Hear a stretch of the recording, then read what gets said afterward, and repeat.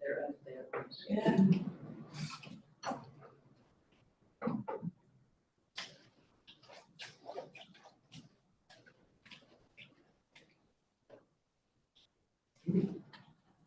You're different pocket for Wi-Fi now.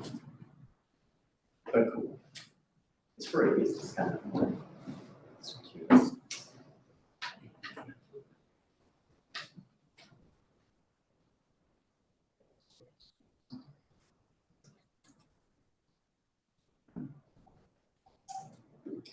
Good to know.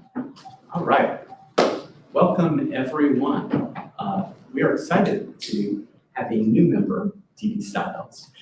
And I thought it might be a great idea to start by going around the room and just making introductions then. So we can get to know TD and TD can know who we are. I'll start. I am vice chair. Our chair isn't able to be here today. Kate is feeling a little under the weather. My name is Ray Machandra. I've been in Asheville for 18 years, in Buncombe County for 18 years. I work as a consultant with a lot of nonprofits and also serve on different boards and committees. I have a longer background that's primarily in publishing. Rachel. Hello, everyone. Here from Buncombe County staff, Rachel Sawyer, leading Strategic Partnerships Department, which includes this grant and a few of our other community investment programs and grant programs as well. Amy, would you be available to introduce yourself? Sure, absolutely. Hi, I'm Amy Russell. Nice to meet you. I'm at Mayheck. I'm the Chief Medical Officer here. Hi, Kathy. Hey there, can you hear me? Yes, we hear you great. Okay. So I'm Kathy Ray. I work for Mission, for actually HCA and Parallon.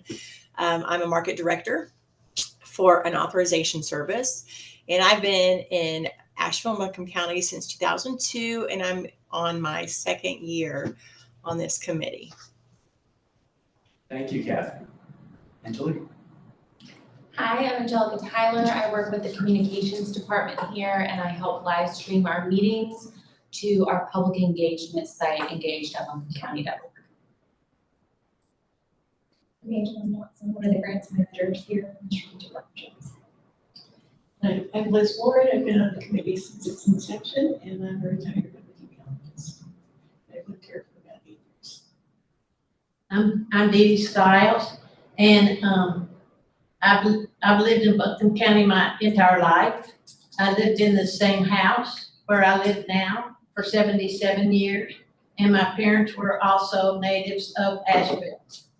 My master's degree is in early childhood education. I'm a heritage member of the Southern Highland Craft Guild.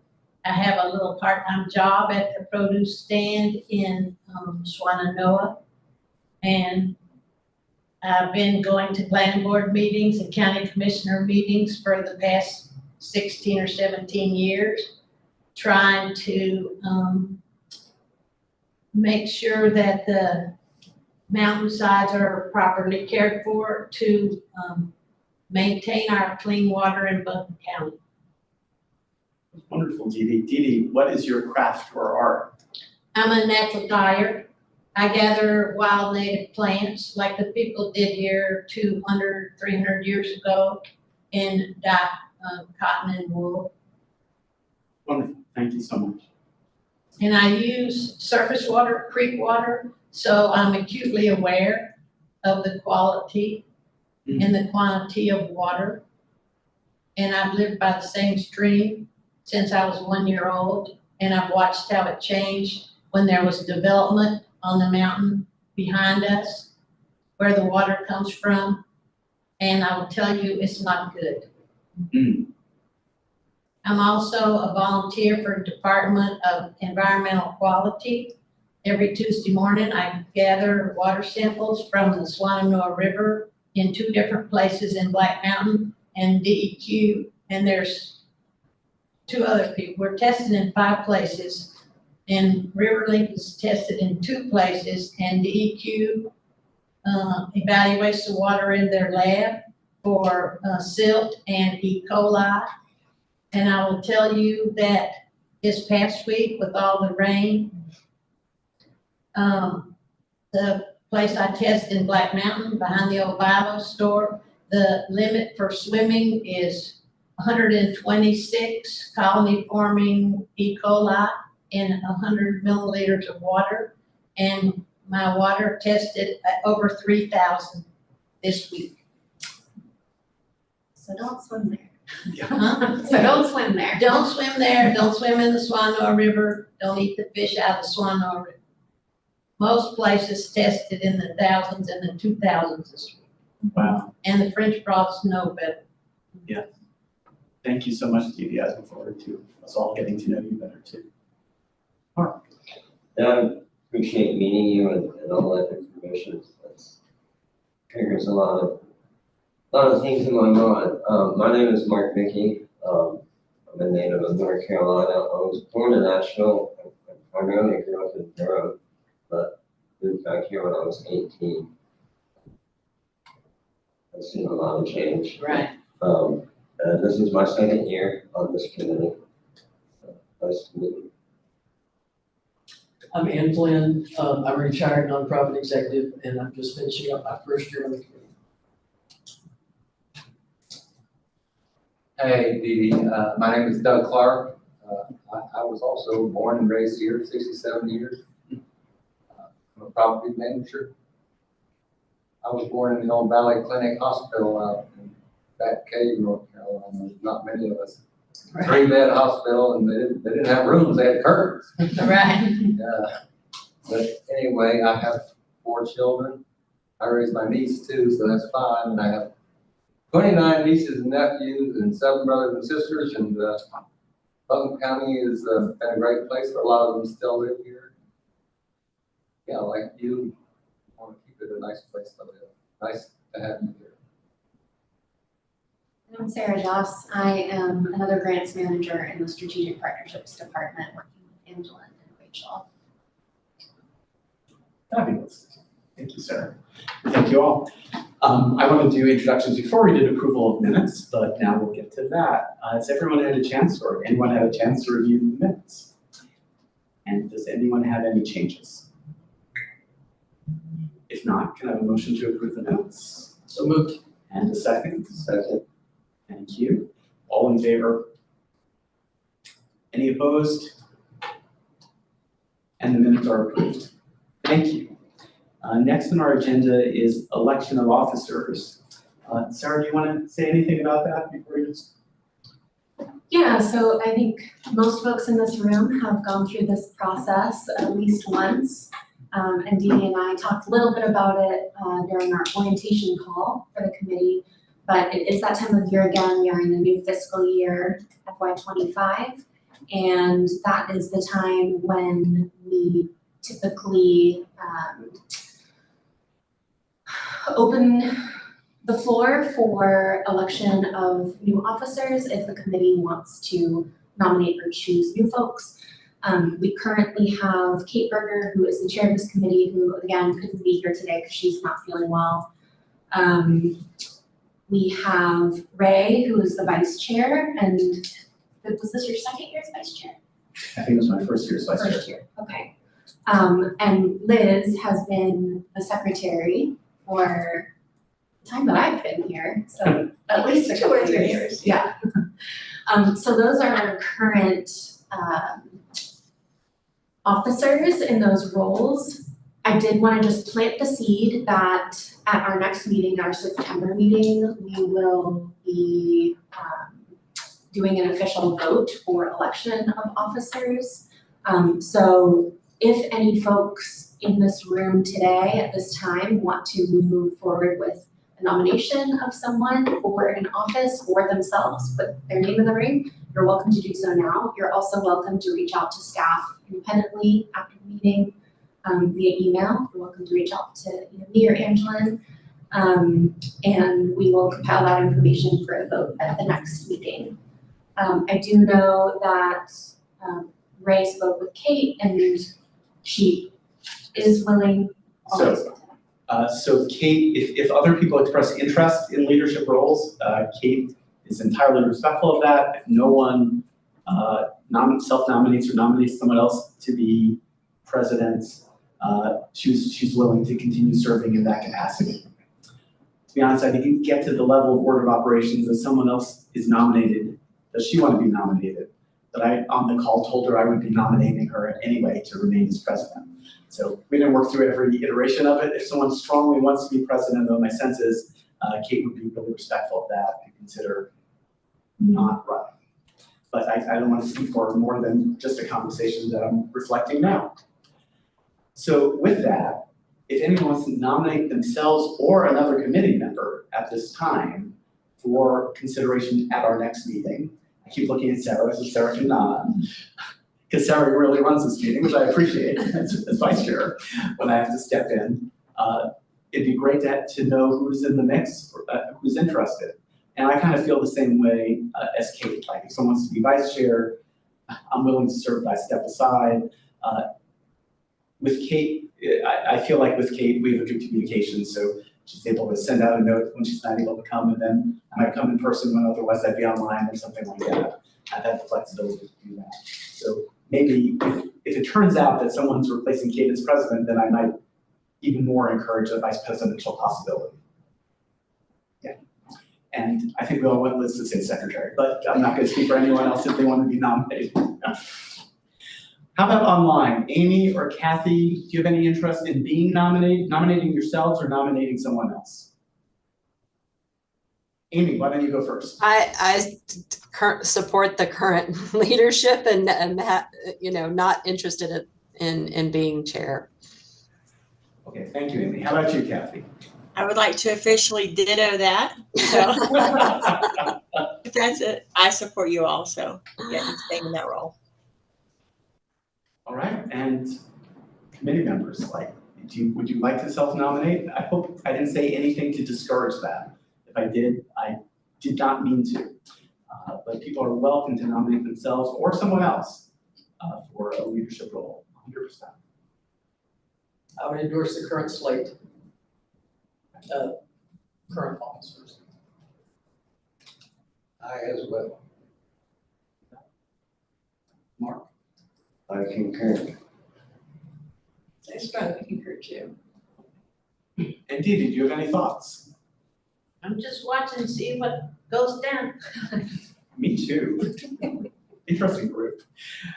And again, if anyone thinks it over and wants to reach out independently, you're welcome to do so before the next meeting when we'll take the initial vote. Absolutely, yes. Okay, terrific. Next order of business, fiscal year 25 planning. Sarah. Yes, so now we're officially in our fiscal year 2025, which is an exciting time. Staff has been working hard on drafting and executing contracts for all of the awardees, the grantees that will work so hard to evaluate proposals and recommend funding for this past winter and spring. So we have made some very good progress on that. We're pretty close to having all contracts executed at this time, which is great. And the kind of next things to look forward to as a committee, one of the things are site visits, which this committee has chosen to do for several years now. And as a refresher, site visits, if the committee so chooses to continue with those, each organization that is funded through the Strategic Partnership Grant would be scheduled for a site visit. That's something that staff would work on with them. We then come up with a spreadsheet that is usually on a Google Drive or some virtual spreadsheet so that everyone can go in real time and sign up for slots to fill some of those site visits. We usually ask for at least 2 committee members to attend each site visit to make sure that there's good representation. And those site visits are usually 30 to 45 minutes, so it's a quick visit, but it's really an opportunity to get to see the work more up close and personal, instead of just reading through applications and hearing about a project on a page. actually getting to meet folks who are involved in that project and potentially see the work that is happening in real time. So I know that that is something that committee members have felt strongly about in the past and look forward to as a part of your work. But it is completely up to this committee as to whether or not you feel like that is something that you want to continue doing this year. And if it's the best use of everyone's time. I know that we have a mix of folks on this committee. Some have more flexibility with their timing. Some are working full-time 9 to 5, and it's a little bit harder to get away during business hours. So wanted to kind of open up the conversation and see where everyone's landing this year with that. Sarah, how many grantees were there this year? 19, And how many of us are there? 9 committee members. Okay, so we expect 2 people, or a minimum of 2, sometimes there are 3, right? At each meeting, so that's 38. And there are, just as a number, 9 committee members, is that what you said? So on average then, we're 4 or just above that. In terms of the number of ones we would do on average between us. I think it's just a piece of information in terms of people's time and recognizing what that'll be, because you're also driving to a site. It's most of them, are they all in person now, or some of them still virtual? I actually don't remember. We have given a virtual option to folks since the pandemic. And I would say that that is a small percentage of the site visits are virtual. I think last year, maybe a handful, if not fewer than that, were virtual. The rest were in person. Thank you, Sarah. So just for that context, it probably, if you're thinking in person, that includes driving to and from. If I'm at the site visit, it's going to be at least an hour, because I ask a lot of questions. So try not to sign up for one with me if you want to get out of there fast. And I, in past years, just to say, to start it off, have made a kind of an argument against them while still loving to do them. I love to do them. I've made an argument against them based on, I feel like it may introduce bias in our assessments the following year, because now we're more familiar, we may have met them, we may have seen their work, and a like organization who we haven't met and seen their work, say doing the exact same thing, but the one we've met and see their work might have an advantage in our judging. That being said, I probably, I'm not making an argument for that this year. I'm just kind of giving that history, because I feel like over time, the committee really needs to kind of figure out if that's having an effect, if that's just and equitable to all applicants. But that being said, I want to open it up to the room. We'll start in the room, and then I'll definitely pivot online for just thoughts about site visits. Some of these site visits offer equitable opportunities for everyone that applies, and if they're more than a grant to be visited by committee members. We're all going to come to this committee with our own unique bias, just by our personal involvement in the community. This gives every organization an opportunity to expose themselves and potentially network. And I think the checks and balances is that as committee members, we're representatives of the community, and we eventually rotate off, and we can rotate in. I'm in favor of always maintaining site visits, and believe that actually creates more equitable opportunity and stuff less. Okay, that's thinking about it exactly the opposite way I do, but that's great. Thank you, Mark. Anyone else want to offer some thoughts?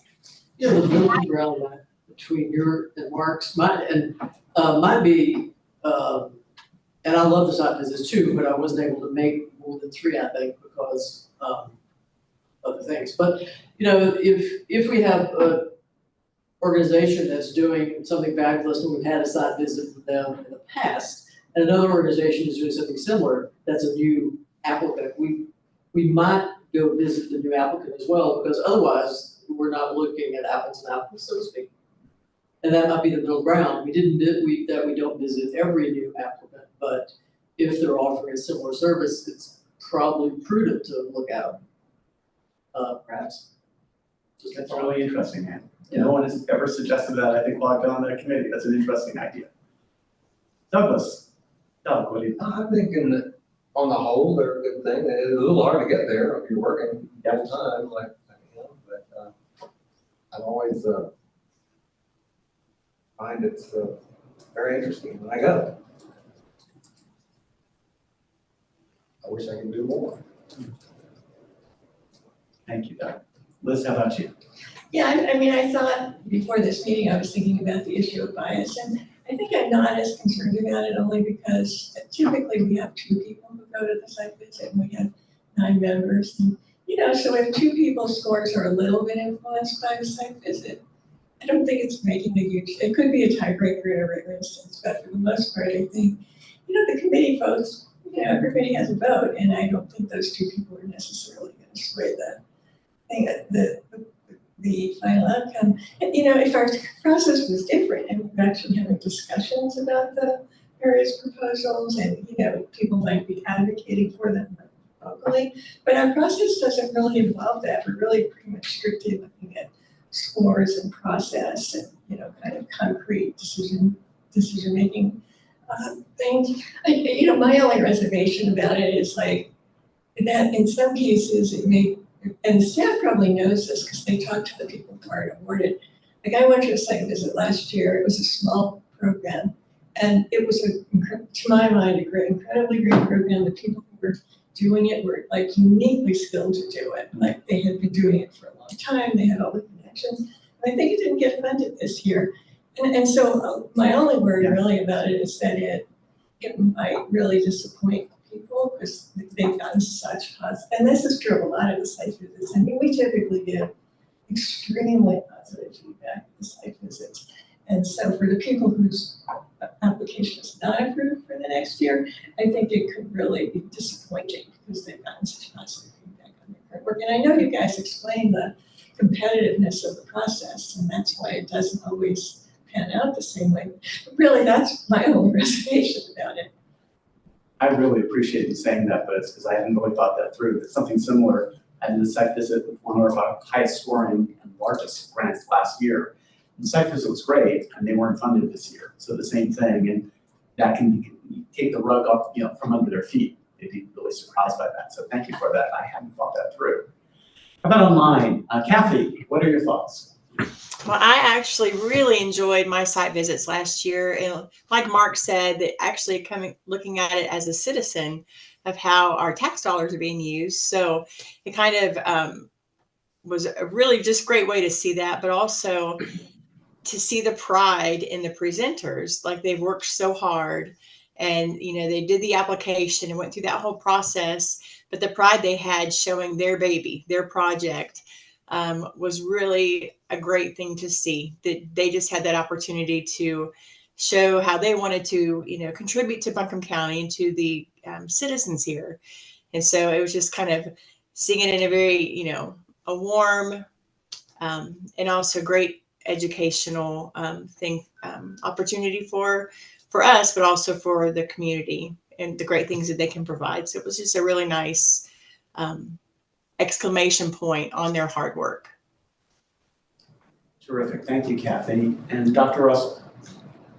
Sure. I also really enjoyed the site visits. I've only attended site visits after having already done the scoring. So this was always after the fact. And I think that's exactly how we should perceive it, as we've awarded money and are looking to see what the work that's happening and see it in off of paper and in real life. And I think that's a really important thing to do, to just validate the work that's happening and to legitimize all the work that we're doing as a committee, and the importance of using the dollars that we're using in an effective way. And I think that's getting in future years, I think those should be different projects. So we're really just appreciating the fact that we really valued the project that they applied for and wanting to learn more about how they're successful in implementing it. So I think that's still really important from my perspective. Plus, I just valued getting to know a little bit more about those organizations. And I think I remember more about the details of what they're doing. And I think that's important for all of us. So with that, thank you, Dr. Russell. with that, really thinking about, yes, please, Edie. Well, because I can speak to it from the other side, because last year, I got a grant from the North Carolina Arts Council. And the first year we applied, we didn't get the grant. But the Arts Council people encouraged us to reapply, and we did that, and we got the grant, and they made a site visit. And I think one of the things about site visits is this: I think the person, like if we go out and do site visits, we're gonna learn a lot about maybe something that we didn't have a lot of knowledge about. You know, whatever they're doing is not our specialty, and we'll learn a lot. And I think that education for the committee members will be useful as we look at grants the next year. I mean, I see it as a learning opportunity of finding out what's going on and what does it look like. And we gave these people this grant. I know that lady that came to visit our site for the grant we got. She didn't have a clue what went into what we were doing. You know, she didn't know anything about that skill. And so I think it was useful for the person from the Arts Council to know those things. And I think if we go out and see what the people we give grants to are doing, we'll learn a lot about what they are doing that we maybe didn't already know, and then we'll have that knowledge and we can use it in the future. Thank you, Dee. So one thing Liz said too was that the two of us are going. And I think you guys being staff, ask us sometimes to like fill out something about site visits. Do you do that? Did you used to do that? We didn't do it last year. In years past, we did have like a evaluation form essentially. Yeah, and people like me tended not to do it because, you know, you're in the middle of the day and you're doing something else and then you forgot. I don't know what the completion rate was. Was it high or low? It was low, wasn't it? Okay, yeah, that's what I would anticipate, but I don't, you know, everyone else is more responsible than I am, so I thought that was possible. But to go to the idea that if it's valuable knowledge we're gaining, that we want to have documented in some way, that, and this is a question for staff as much as the committee, should we just make it a more, look at the form and ask people to really complete it each time? And is that worthwhile or not in terms of people's time and then what we're getting as a committee? If only two of us go, or sometimes, you know, there's only one person, we try for two, right? But it certainly happens there's only one person. Is for the amount of time an organization might put in preparing for that, sometimes they make a presentation, should we document it for one another, Deborah, and then actually expect one another to then at the end of the process say, read that. And I don't know the answer to that. I just wanted to put up those questions. Liz brought up a really good point. Remember last year, we reported back at the next meeting, everybody, if I remember correctly, everybody shared with the committee their impressions of the site visits they attended. Okay, and does that work for everyone? I enjoyed that more. I think I got more out of that than I would reading Spike's report. Okay, terrific. And we can certainly, you know, make sure that we're documenting that in the meeting minutes, and have that be, you know, each month during site visits, we're checking in with the site visits that have been completed at that committee meeting to make sure that it's fresh in everyone's mind. That's great. Any other thoughts? Amy and Kathy? No? No, terrific. In the room?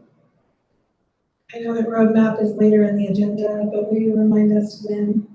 This is actually a question for me. Will you remind me and others when these occur? Yep, so site visits usually take place between September and December.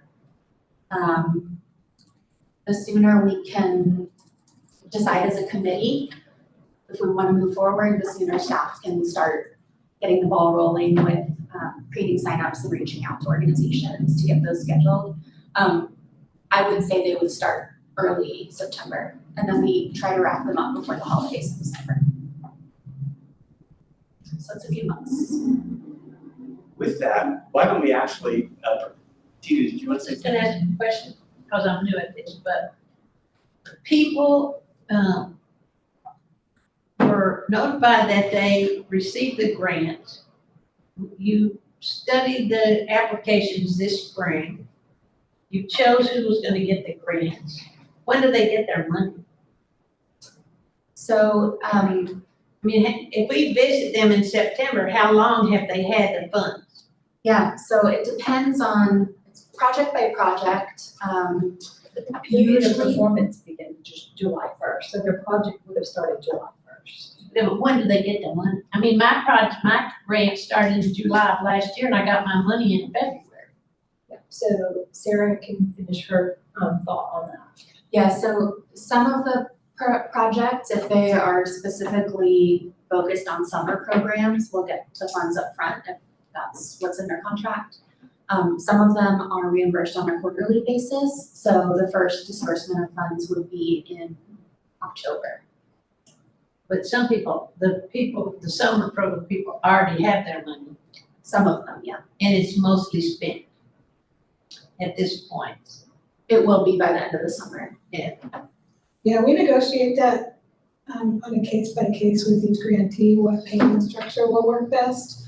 And I will say we are responsive and flexible and much quicker than the experience that you had. Well, because we had to wait for the legislature to pass the budget. We have a little more flexibility to do a little.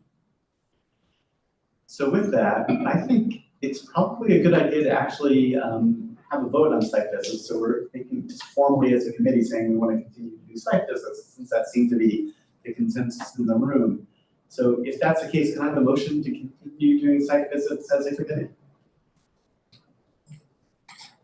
I'll make a motion. Thank you, Doug. And I have a second. I'll second. Thank you, Dr. Russell. All in favor, please raise your hand and say aye. Aye.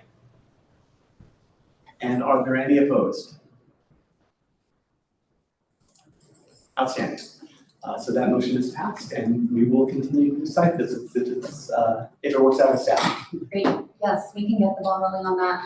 And as we, continue into the process improvements for the next grant cycle, obviously this is something that we continue to talk about as a committee. So if there are further things that we want to tweak or hone in on with site visits, that we can still have those conversations. Aditi. Do the grantees at the end of their, like if the end of their grant period, do they have to send in some kind of report? More often than that, I think they do so quarterly during the answer correctly. Yeah. I'm making that up. Yes, there are quarterly reports that are required for strategic partnership grants. And so those are due mid-October, January, April, and then July. And those are posted online on our website on each quarter. So those are publicly available to anyone to see. And It's been our Public intent, record. and I don't know if we're keeping up with it, but our intent is to send you a notice every quarter when the new reports are live, so you can go and read them. And that is something to say, and I think we've talked about it sometimes, if you're doing a site visit, it's really good to read the last quarterly report because they think we know that. And that's something that staff will send out, if you sign up for a site visit, we'll send out all the information, a reminder, about their project, what they applied for, their most recent quarterly report if it's available.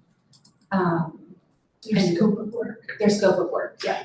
And that's what so you send the scope of work, but you haven't sent sometimes, that's what we've talked about, not what I said, like the grant application itself. I think that might be useful for me to say, okay, what did they write and apply for? Okay, now what are they reporting? I'm showing up and what am I seeing?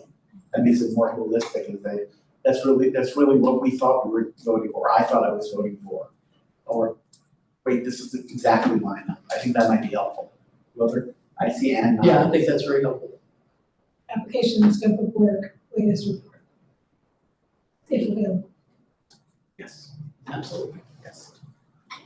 Fabulous. Thank you all So our next order of business is every year we get to make a presentation to our county commissioners. Last year I did it with Dr. Russell.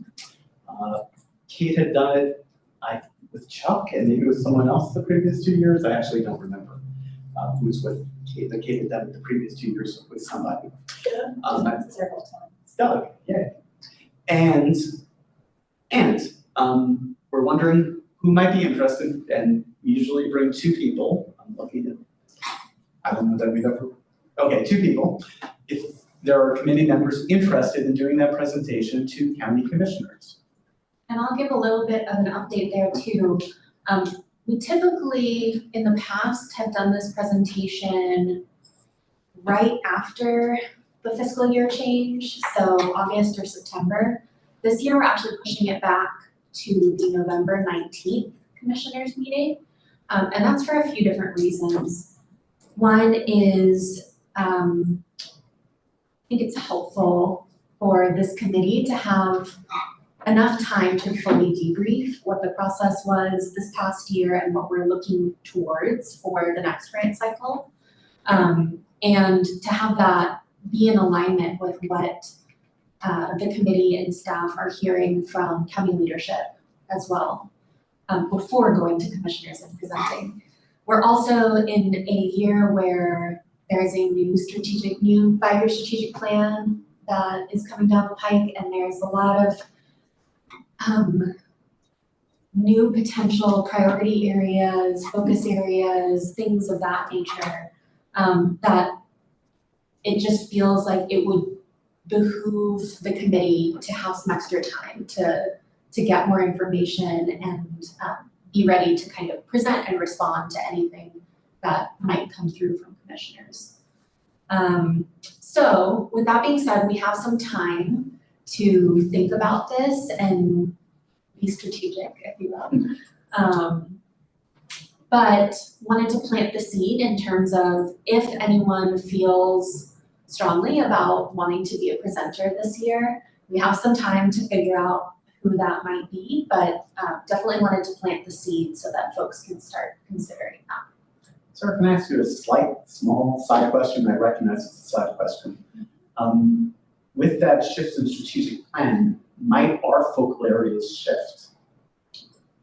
Yes. Thank you. They are likely to shift. I think what we heard when the strategic plan conversation happened, I think it was at our last meeting. Was that at our last meeting? They mentioned that it's possible instead of 4 focus areas, we may have more because there's one that has, they're looking at splitting off into multiple. So the Board of Commissioners will be working on their focus areas and goals during August, and we should have a better sense by the time we come back for our next meeting what our focus areas will be.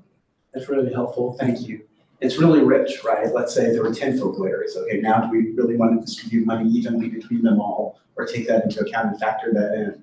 And at what point does that break? It's like, that's a rich conversation for this committee to consider once we're there. But when we're there, thank you for that. And it directly affects this committee's work. So it's an important thing, I think, for everyone to be aware of and kept up to date on, and that's something that as staff, we are very much being intentional about. And at the next meeting in September, we're actually going to have Tim Love, one of our assistant county managers, come and be part of the conversation to learn more about the process improvements that the committee is looking at, as well as potential considerations moving into the FY26 grant cycle from county management. So I think that that'll be a really great conversation and something that will be beneficial to the committee, as I know that there have been so many questions that have come up over the years of like, well, can we make this change? Can we do this? So I think having someone from county management in the room will kind of help give some clarity as to what changes can be made. I really appreciate the notion that for this committee it's especially important because we need to be in alignment with the county strategic plan. That's this grant, right? And also personally, like if there's a change that we feel out of alignment with, like for me, like should I still be on this committee? That's really interesting. think all of those are great points, you know, how are the shifts gonna change the overall dynamics? But also looking historically at the amount of work that this committee has done to develop the application and refine it, and even more importantly, develop the scoring process and refine it. I've seen a lot of great work just in the 2 years I've been here, and having heard historically how it evolved, it's pretty impressive in my mind. And I would hope and want, I know the timeline's short, but I would hope and want, as soon as the new focus areas are released, to be able to give some feedback, particularly into the application questions, because I think it can have a significant impact as to what the questions look like on the application, depending on, you know, what the new focus areas are, what the commissioners are looking to achieve. There's a short window to pull that together and think about it and give feedback. It's a great question, Mark, and like with environment specifically, right? You know, do the way we ask questions bias against it, or do we just have fewer and then overall weaker applications? It's hard to know that, right? But it's absolutely true. We don't even know. Yeah, we bring in a new area and our questions don't really account for that in the same way. That needs to be considered to be equitable, to be fair between categories. The Office of Strategy and Innovation will be presenting to the Board of Commissioners next Tuesday, the 6th. The agenda's not, I haven't seen that agenda published during the briefing meeting, so I'll be able to send this group a link to draft focus areas and draft goals within the week, if you're interested in following along with it as it evolves. We know that it will still be general purpose, so environment will be reflected. So will economy, education, and environment, education, economy, well-being. Those are the 4 now. How they show up will look a little different, and what the goals within the focus areas are might look a little different. For example, I remember public safety is kind of getting its own section because it fell under resident well-being before and kind of got a little lost. So we know it's going to still have to be general purpose, which makes it tough to have an application that works properly for as well for a water project as it does for, say, a tutoring project. That's tricky. So if it doesn't feel like information overload, with this group's consent, we'll just forward a link to the strategic planning information throughout the month as it evolves. We'll also, of course, include it in your agenda. Perfect. Is there any concession being made for the election? Anything being voted on maybe after the election, or does that matter? I believe that the starting date of the new strategic plan is January. It's a 5-year plan on the calendar year. As such, the current board will be the board that adopts it. Okay, all right. Okay, thank you all. That was really interesting and substantive and a distraction from the next item of our agenda, and I'm the one who caused it. In recognition of that, I'm wondering if there's anyone who has special interest or willingness to be involved in the presentation to commissioners that will be in November. Yeah, I volunteer. Thank you, Kathy. Is there someone else who wants to volunteer? I'll tell you what, if you think about it, why don't you send me and Kate a note? And if not, then Kate or I will join Kathy. Kate doesn't love doing it, but she is our chair. And so, she'd be willing to, under duress. I don't mind doing it at all, but why don't we say that, Kathy, if that's all right with you, that Kate or I will join you unless someone sends Kate and me a note saying you're really interested in doing that, and that would be welcomed. That's perfect. That sound all right to everyone? All right, so then the next item on our agenda is Strategic Partnership Grant Roadmap. And that's kind of a natural progression as we were the conversation that we were just having kind of leads into this. So we usually present the roadmap for the Strategic Partnership Grant Committee for the fiscal year at this meeting. Since we have some things up in the air and there are some changes this year, we are holding off on that at the moment and should have it at the next meeting ready to present and be adopted by the committee, but wanted to get some things in place regarding the presentation to commissioners and site visits, thank you, yes. So we'll be presenting that at the next meeting, so stay tuned for that. Terrific. And Sarah, why don't you keep plowing ahead? Great.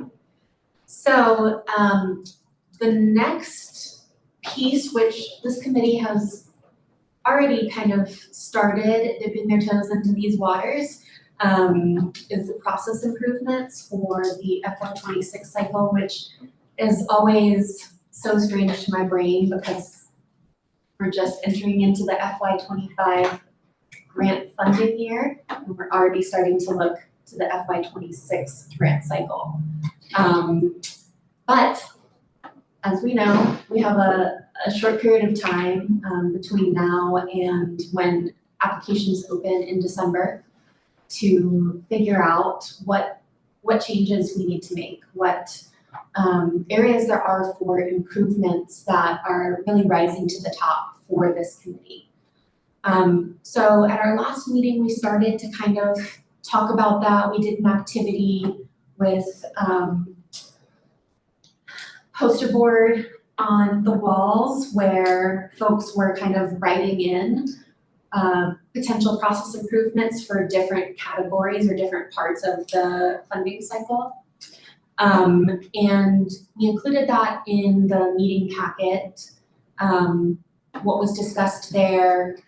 The way we did it then, we had folks write in and then we had colored dots, if you'll remember, that committee members could put on the different ideas for each category that they felt strongly about in terms of what rose to the top for them.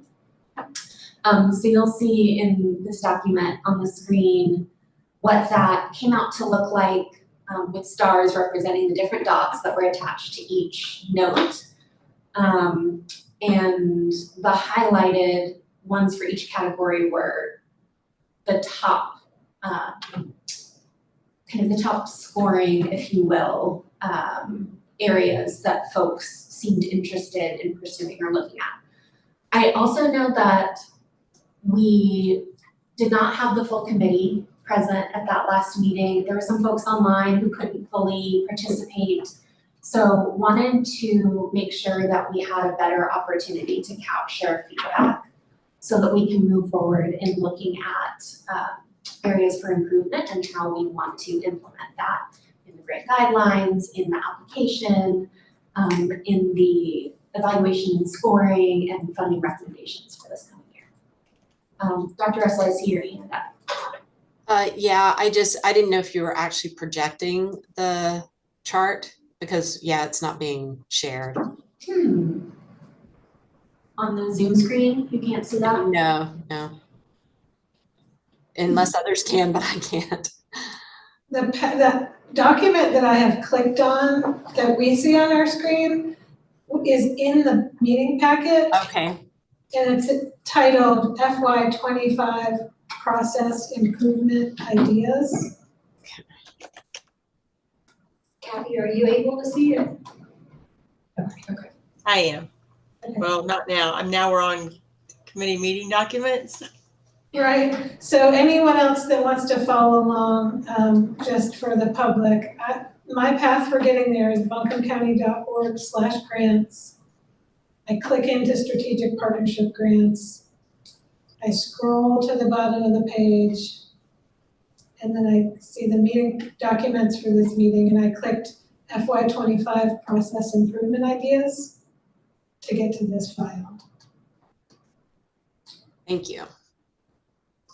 And so what we wanted to do at this meeting was try something new that we've never done with this committee before.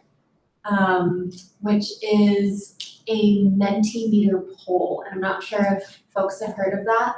Rachel introduced me to it through a different program or project, but it's a very cool way to engage through your phone. So if everyone pulls their phone out and you go to the camera and you find that QR code on the screen, you should be able to click on menti.com. It should pop up as a link for you to click on.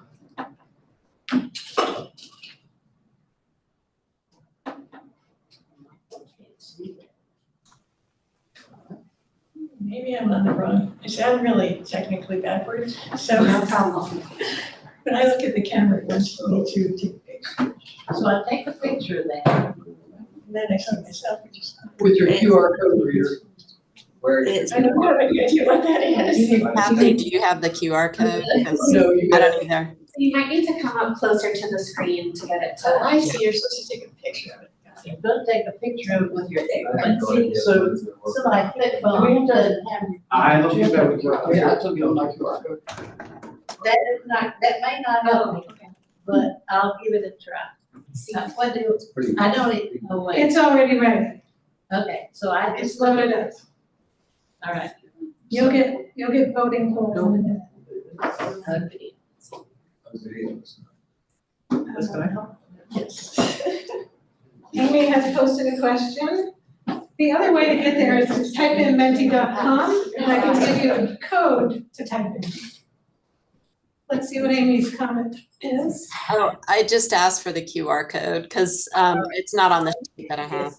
Amy, if you go to a website So you called might have to go- menti.com, Go to menti.com. let me know when you're ready to type in the code. Yep, so you go to.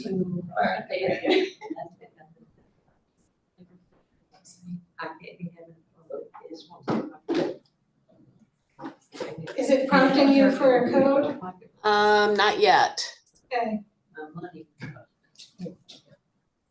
And then you go to menti.com, menti.com. And just to Okay, confirm, I'm ready for a code. you are ready? Yes. Okay, the code is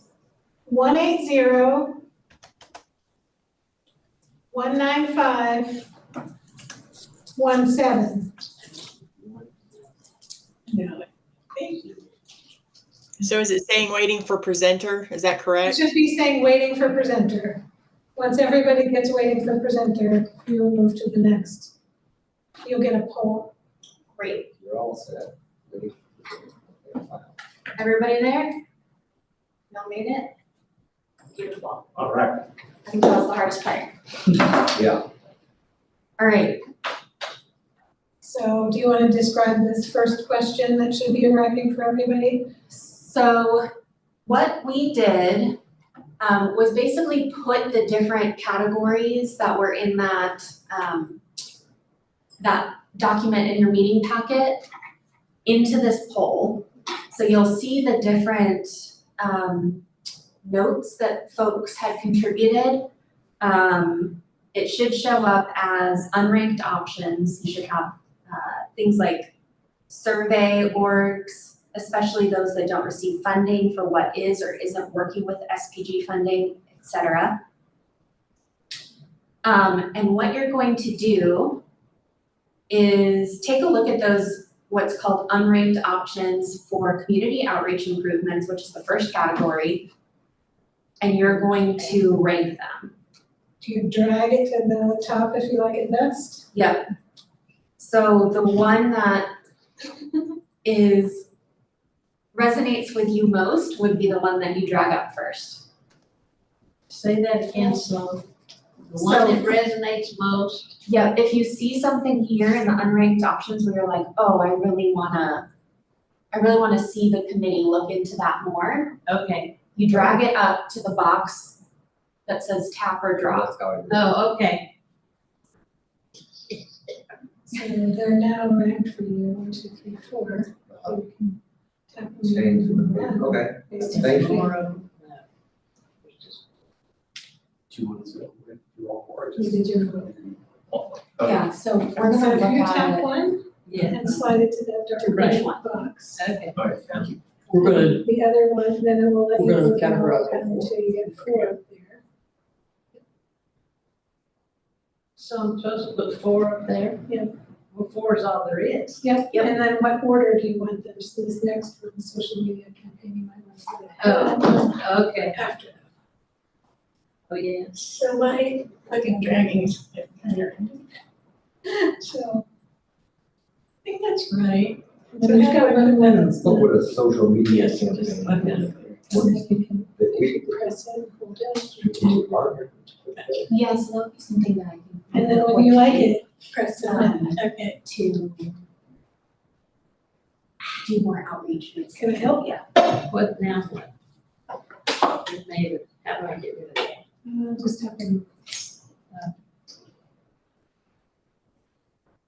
Oh, I see. Now I got it in that line. So you should see things ranked 1, 2, 3, and 4 once you have them all dragged up there. A little higher. And once those feel like they're in the right Hold it. spots, you can hit Go submit. until it's there. Okay. All right, it has to look like, it has to have a shadow. Okay, and then when I like that, I put submit.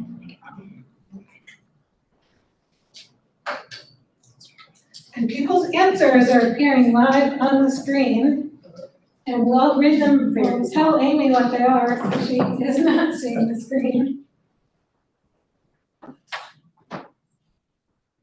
Thanks, Kathy. I can see them on Menti, so Oh, good. I get to see them, yeah. Great. Kathy, thank you so much for joining us. Can we make the screen any bigger, Rachel? That's a question for Angelica. There, yeah. You see that thing that's in view? Oh, that is wires.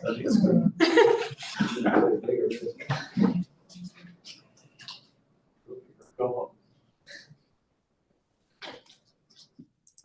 That is slightly larger. Where'd it go? A little too large.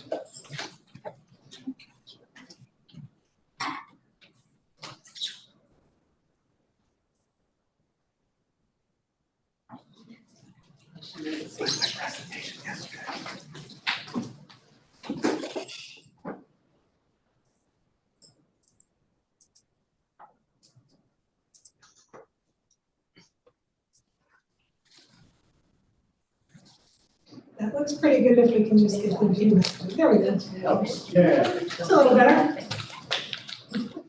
Great. Thank you. So did everyone hit submit for this one? Awesome.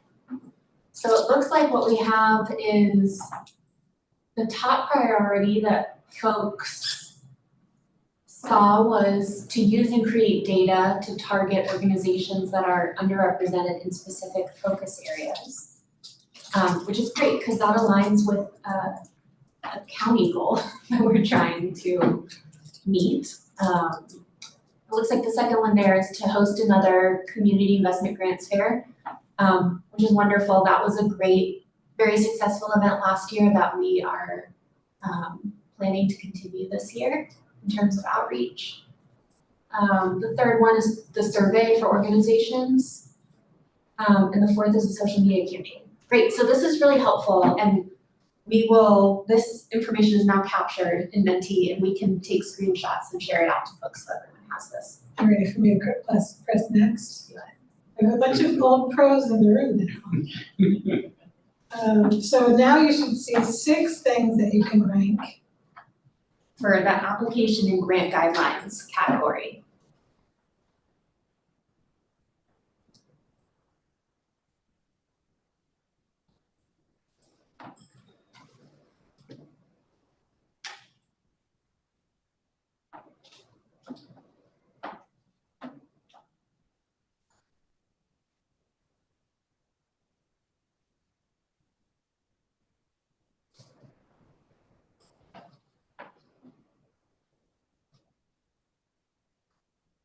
And if I want to see the rest of them, I'll hear them.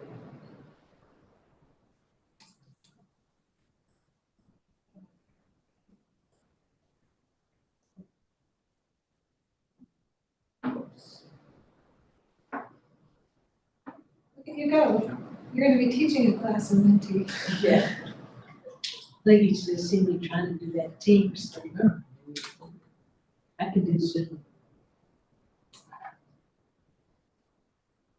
I think it's funny that I stopped by What is my number? to see if you would be a technical support to your neighbor right there. Not there yet. Go a little bit more.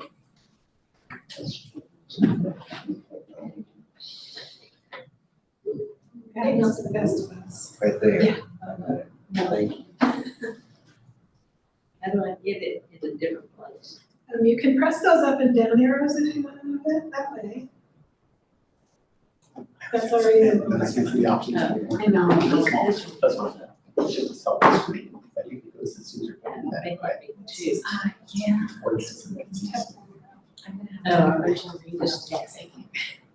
You can also press and drag. Tab should work. Relax.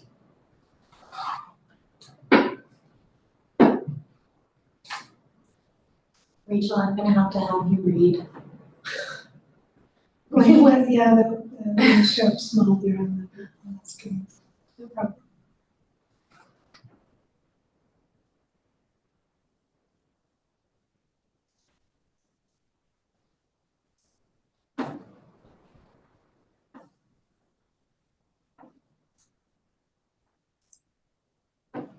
We still got, I think, 3 folks finishing their choices.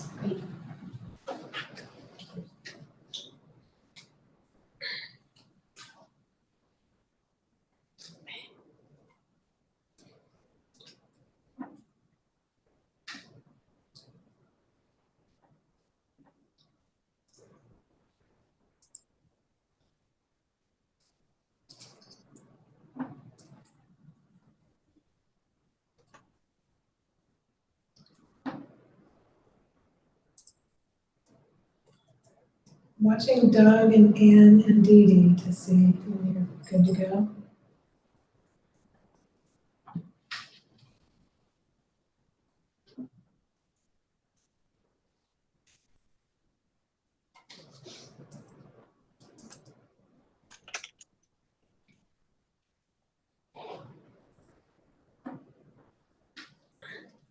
All right, with what we've got submitted, I'm gonna read these aloud. Are there any still pending? The first one is limit organizations to apply for only one project within this grant program per year. Number 2, don't fund capital projects. Third and fourth, at equal ranking, are examine why environmental projects typically have fewer applications and emphasize measurable objectives to include examples in the application. And then rounding up, the last 2 are about net assets and the accessible application design. Great. This is so helpful. Is there more? There's more. All right, so this next one is for the proposal process. So this is looking at when proposals come in and you're evaluating them.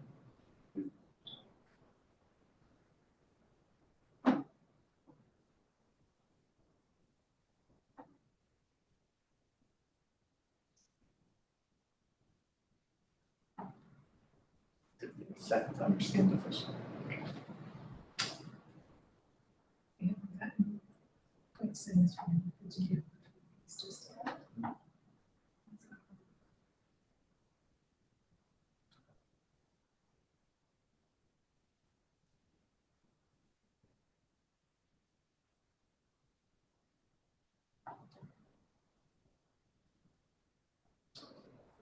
What would be extra consideration when an organization has a large budget with significant cash reserves? I think that was meant as taking a closer look at that to see what the need really is. Thank you. That's.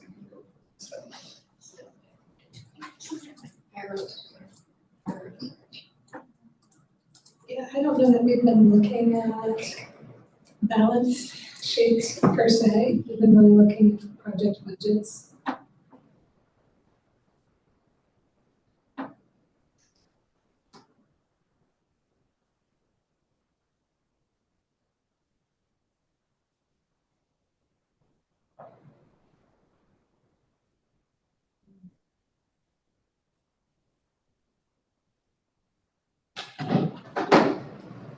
It's fun to see them move around as just get submitted. It's like watching that on-screen game at the ballpark where you choose a thing and you cheer it on. Which column are you cheering on? Oh, there goes blue. The children on the inflatable horses at the tourist game. Oh. Truly, I live.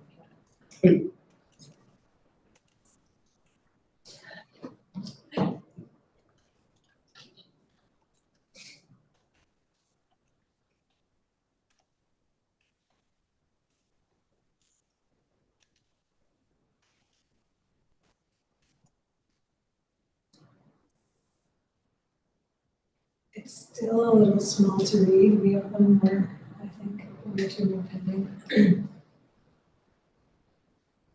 read out maybe the top three. Top vote getter is consider how to weight priority areas versus overall scores. That was something that we practiced for the first time this year is funding recommendations that took that into account. The second one is improved method for geographic diversity via looking at population served versus the location or the service location. And then three, top vote getter, actually 3 and 4 tied.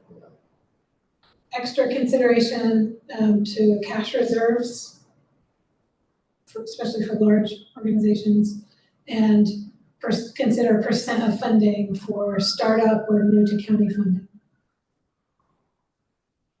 All those really looking at balance within the fund. Ready? So I think we only have a couple more left. This was an easy one. So this is funding recommendations. So when evaluations have been completed and you're looking at those scoring scenarios and putting forth awards.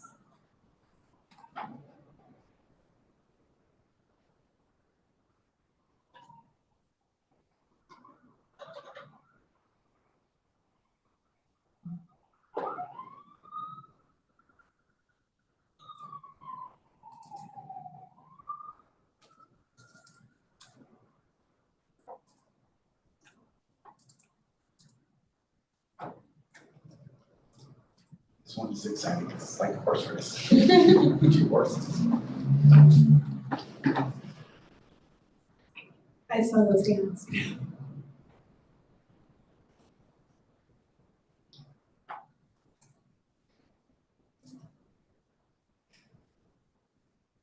I've been really getting in the spirit of competition. It needs a choice called none of the above. All right. Great. This is the last one. So this was kind of the like catch-all for anything else that we might not have included specifically in a category.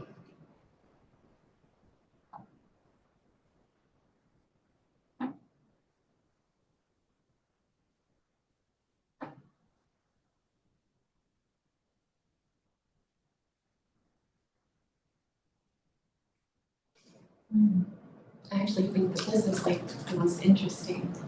Yeah, when I reread them, I remember all of the rich conversations that went into. So for opportunity for multi-year grants. We can already apply for 3 years. Yes, So, but you would have to apply 3 times to get it, as opposed to getting a 3-year award or getting a 2-year. so what is that suggesting? It's suggesting that we consider a way for groups to get a multi-year award rather than be eligible to get an award more than once. That sounds nuanced, but it's a matter of whether they have to compete again. Which impacts their planning. And here, as we discussed with Liz earlier, like the committee's score for basically the same kind of work can change year to year. So Yep, sure can.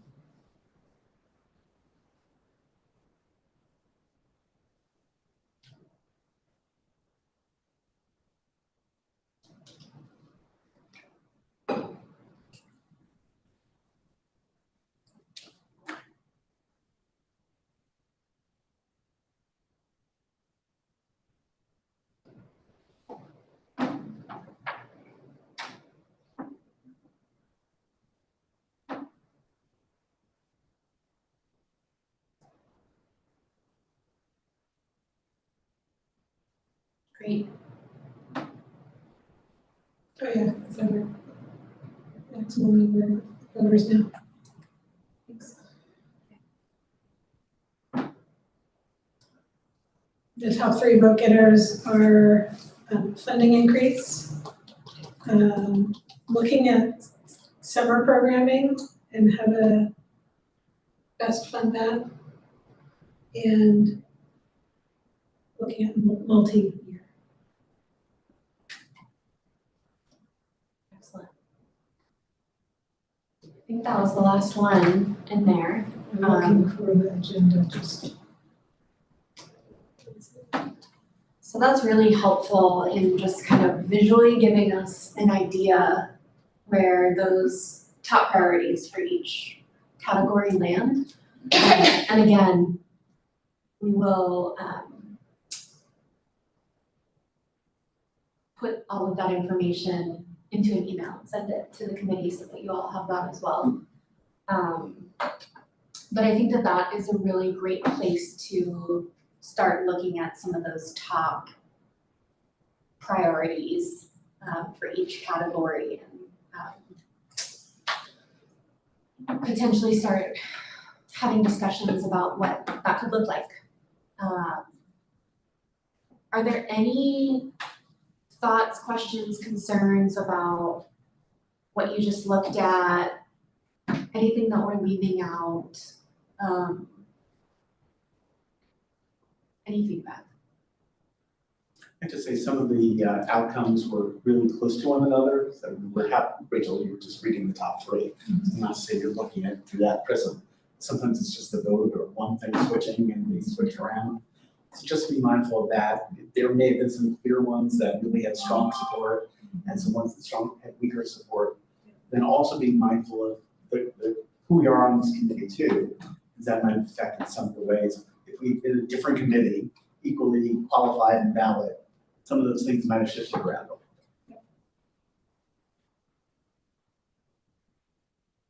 So we will analyze this information and bring it back to the committee. During the next meeting, Sarah mentioned having a representative from the county manager's office joining us. That's during, he's coming in the September meeting. So we'll be able to share what's sort of on the list for consideration coming from committee, and we'll also be able to hear what they're hearing at the county manager level from commissioners or coming up with a strategic plan. Thank you, Rachel. Thanks for playing along. That's fun. New technology. And Sarah, was there anything else staff wanted to talk about process improvements? I think that was the biggest thing, was just kind of getting a better baseline, and that'll open up the door for further opportunities to discuss at our next meeting. So I just thought of a question, it's more of a question than a suggestion. So Has anybody ever thought about allowing applicants to choose more than one category, like even up to 2? Because I think a lot of the grant applications really cover more than one category, especially if we're gonna be considering that heavily in, you know, if we're gonna be weighting the category really strongly in voting, we should probably think about whether that option exists. Got it, we'll add that to the list. To answer your actual question in there is, my recollection, Liz, is that we had it that way. But sometimes my grant programs run together and I might be thinking of like the early childhood grant instead of strategic partnerships. I know I have had the experience of the trade-off where when a group can choose more than one category for their project, it's very hard to use that as data to say what project representation looks like. But then the trade-off of locking them into one is that it's best fit, but not always a perfect fit. Yeah, I mean, one way to do it, think about it at least, is maybe they choose the top one and the second. If we went with that option, we would have them choose what their main category is and secondary. So at least we could look at it. Slide them up and down on the rank. Right. No, it's just gonna complicate things more, I know that, but it's just, you know, I am concerned about using the category really heavily as a ranking, especially when there's a lot of overlap and there's like issues like, do we proportionally fund the applications according to the number of applications or the amount of funding requested as opposed to just the subject areas. That's a really big can of worms that I know we're going to address later. Thank you. I've made a note. And Liz, just my personal thing around categories is, well, what if we have categories where we just don't have as many strong nonprofits?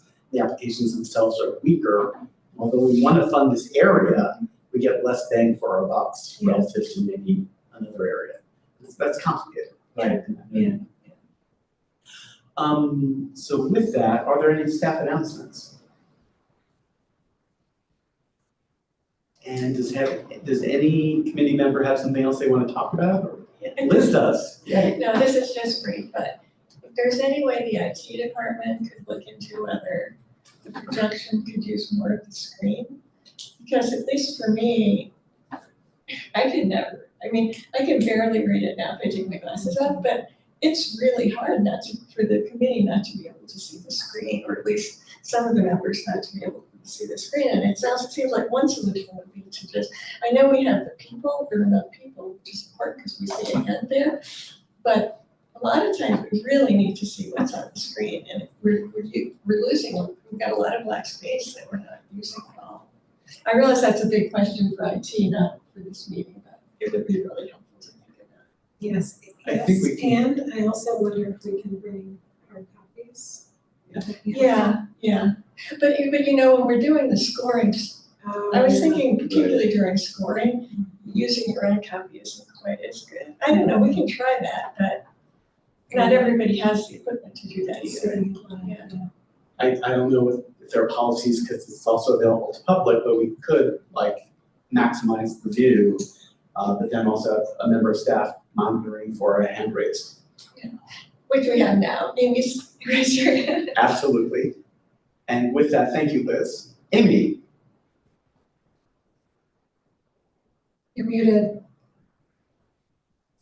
Sorry, this is more of a question and comment than an answer, but when I was thinking about participating on this committee, it was really because I wanted to understand what community partners were doing that were important and related to the health and well-being of the community, and knowing that in healthcare, there is more and more of a need to have partnerships that integrate across sectors. And I think the thing that has puzzled me that I would love to think more about is, you know, we fund individual projects, but I'm not sure what actually incentivizes that cross-sector partnership that is going to be like very, very important to us. It is already, but like, I mean, there's a lot of incentives now to try to figure it out. So just putting that out there, because when when I thought of strategic partnerships, I didn't just think of it as county with an entity, but I thought about cross-entity partnerships. And that seems to be very difficult to do, but really, really important in the success and building capacity in the county. Thank you, Dr. Russell. And in our scoring, we could incentivize it. Like we could have a question about partnerships and you get a little bonus. If I'm not saying I'm in favor of this one way or the other, but there is a way process-wise to encourage that. And is that a value and priority of this committee? That's a commonly used thing on grant applications. Yes. Yeah, I didn't make it up a cleverness. I was Right. saying. Well, yeah, I knew you knew that, but yes, it is. But I will say, most applicants do have a robust list of partnerships that we don't know how deep and meaningful those partnerships are. So, I mean, I don't think using it as scoring is not gonna be very meaningful because it's easy to list a lot of partners if we don't know what the content is. Yeah, but you can have requirements about what those partnerships look like and agreements in Right. place. Yeah, that but then you're gonna formalize have that supposed more to be to- good. Yeah, I just think it's complicated because then you're gonna have more text and it's, it's a hard one. I mean, I agree that, I just think 98 or 90% of grants are gonna meet the baseline for that because people do, they list every partnership that they can think of. Which is right, I would do it too. but- This application is a really, really simple application. Speaking from the nonprofit side and having done it for years, it's always been really simple and now it's more simple than it used to be. So I don't think that we should hesitate to ask for a little more detail if we think it would clarify our process and provide more equity or whatever that positive factor would be for us. Yeah, and I think it would also be good to ask what Amy's really looking for, because when Amy talks about this topic, I kind of think of not so much what partners are listed on the application, but are there ways for this committee to facilitate partnerships, even among grantees? Like, is there an opportunity to bring together grantees in a specific area, or are there external groups like some of the ones that Amy's involved with that we could be fostering more connections with? Or is there an external group that might be really helpful in, fostering collaboration among grantees? So I think it's a bigger question than just what partnerships are. And you can speak for yourself, Amy, but that's how I'm interpreting. Yeah, I mean, I've mentioned healthy opportunities and impact health, and we, there is a tension on our region for that work.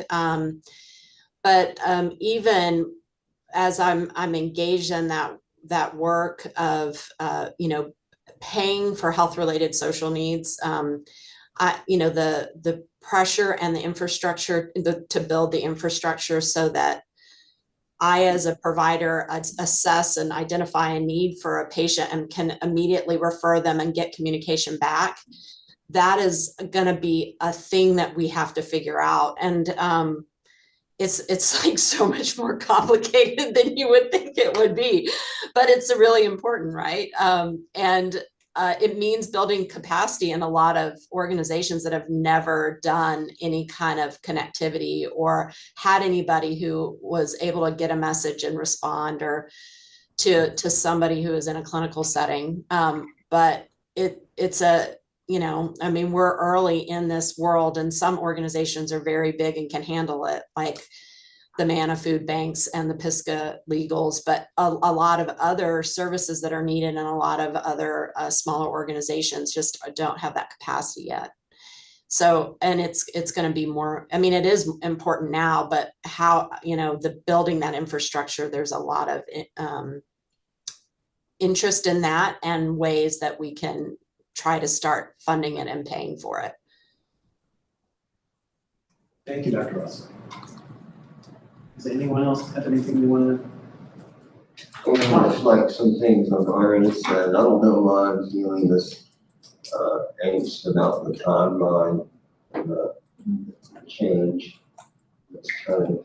But I continue to worry how the new focus areas versus the application questions versus the scoring process are all going to collide. And just want to continue to open the door to conversation, asking us the information, so that, I don't know if it's beneficial to come up with funding scenarios before we do scoring, so that we understand better how we're scoring the applications for next year. Because that might impact, how we read or interpret the application questions and answers.